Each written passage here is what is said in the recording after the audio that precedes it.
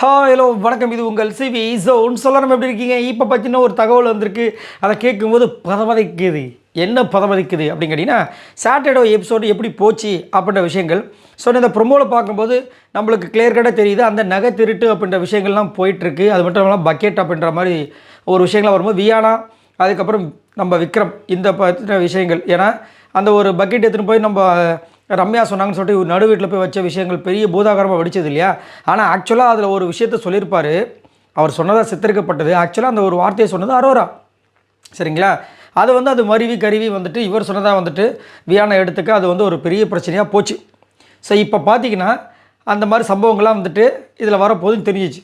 சரி, இப்போ double eviction அப்படின்ற மாதிரி ஒரு அப்டேட் வந்தது இல்லை? அப்போ டபுள் எவிக்ஷன்னா இன்றைக்கி ஒன்று நடக்கும், நாளைக்கு ஒன்று நடக்கும், கரெக்டாக? அப்போ இன்றைக்கி யார் போக போகிறாங்க அப்படின்ற ஒரு விஷயம் சாட்டர்டே எபிசோடில் நடந்துச்சா கேட்டிங்கன்னா நடக்கலை. என்னையா சொல்கிறீங்க, என்ன தான் சொல்கிறீங்க அப்படின்ற மாதிரி இருக்குது. ஸோ இந்த சாட்டர்டே எபிசோடில் எவிக்ஷனே நடக்கலை. மேபி சண்டே எபிசோடில் 2 பேரும் ஒன்றா அனுப்புவாங்க. ஏன்னா இது மாதிரி நடந்திருக்கு. யாரோ ஒருத்தங்க, அது அசீம் சீசனாக என்ன சம்திங் நினைக்கிறேன், சண்டேயில் 2 பேரும் அமைச்சிருப்பாங்க. சூப்பராக இருக்கும், அதெல்லாம் வேறு மாதிரி இருக்கும். அந்த மாதிரி பண்ணுறாங்களா, பிளான் பண்ணுறாங்களான்னு தெரியல. பட் இப்போதைக்கு பார்த்தீங்கன்னா சாட்டர்டேயில் எவிக்ஷனே நடக்கவில்லை அப்படின்ற ஒரு பெரிய அப்டேட் வந்திருக்கு. சரி, அப்போ பயங்கரமாக இருக்குமா, எல்லாம் வச்சு செஞ்சுருக்காரா விஜய் சேதுபதி அவர்கள் அப்படி கேட்டிங்கன்னா ஆவரேஜாக தான் இருக்குது அப்படின்ற மாதிரி ஒரு அப்டேட் வந்திருக்கு.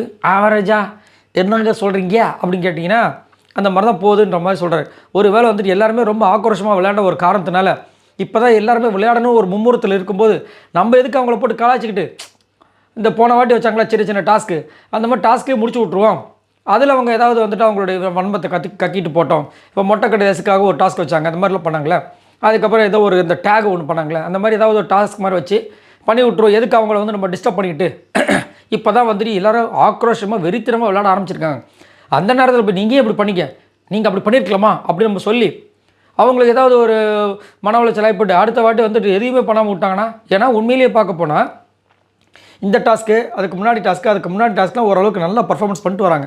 அது மட்டும் இல்லாமல் பிக் பாஸ் சொன்னதுக்கப்புறம் தான் மாடர்ன் சினிமாஸ்லாம் பயங்கர வெறியாக இருந்துச்சு. ஆனால் அன்றைக்கி நைட் தூங்குறது கொஞ்சம் தப்பு. அதை பற்றி கண்டிப்பாக பேசுவார். எனக்கு ஏங்க ஒருத்தர் உங்கள் நகையை தூக்கிட்டு போயிட்டாங்க, நீங்கள் அவங்க நகையை தூக்குவீங்க, நைட்டு எதாவது பண்ணுவீங்கன்னு பார்த்தா தூங்கிட்டு இருக்கீங்க அப்படின்னு கலாய்க்கிறதுக்குலாம் வாய்ப்புகள் இருக்குது. பட் பெரிய சம்பவங்கள் எது நடக்கலை அப்படின்ற மாதிரி ஒரு தகவல் வருது. ஏன்னா சாட்டர்டே எபிசோட் ஷூட் முடிஞ்சிருச்சு போல இருக்குது. ஸோ நல்ல ஒரு விஷயந்தான். ஏன்னா அவங்கள ஓவராக நம்ம ஸ்ட்ரெயினும் பண்ணக்கூடாது. விஜய் பார்வதி எவ்வளோ தான் கலாய்ச்சாலும் அவங்க குத்துங்க ஒன்றும் பிரச்சனை இல்லை, நானாலும் மறுபடியும் என்னுடைய கேமை நான் ஸ்டார்ட் பண்ணுவேன்ற மாதிரி பண்ணுவாங்க. பட் ஒரு சில பேர் ஆஹா திட்டாரு, இதுக்கு மேலே வேணாம். இப்போ திவ்யாலாம் பாருங்கள், நல்லா நோட் பண்ணி பாருங்கள். ஃபர்ஸ்ட் வாரம் எப்படி இருந்தாங்க, ரெண்டாவது அதுக்கப்புறம் ஒரு வாட்டி திவ்யா கலாய்ச்சிட்டு ஒரு வாரத்தை சொல்லியிருப்பார், நீங்கள் ஒன்றும் பிக் பாஸ் இல்லை திவ்யா, நீங்களும் ஒரு கண்டஸ்டன்ட் தான் அப்படின்னு சொல்லியிருப்பார். அதுக்கப்புறமா ஒரு சில விஷயங்கள் பண்ணதுக்கப்புறம் பார்த்தீங்கன்னா கொஞ்சம் அடைக்க வாசிக்க ஆரம்பிச்சிட்டாங்க. நல்லா நோட் பண்ணிங்கன்னா தெரியும். அதுக்கு முன்னாடி வரைக்கும் இவங்க நீங்கள் பேசு நான் பேசு அப்படின்ற மாதிரி ஒன்று பண்ணுவாங்க.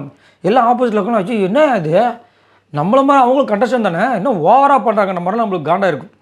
ஸோ இந்த மாதிரி ஒரு அப்டேட் வந்திருக்கு. நல்ல ஒரு அப்டேட் தான், பார்க்கலாம். ஏன்னா சப்போஸ் நாளைக்கு எபிசோட் அதுவும் இப்போ ஸ்டார்ட் பண்ணியிருப்பாங்க வச்சுக்கலாம். கொஞ்சம் நேரத்தில் அவங்களாம் டெஸ்ட் எடுத்துட்டு பண்ணுவாங்க தெரியுங்களா வச்சுக்கிங்களேன்.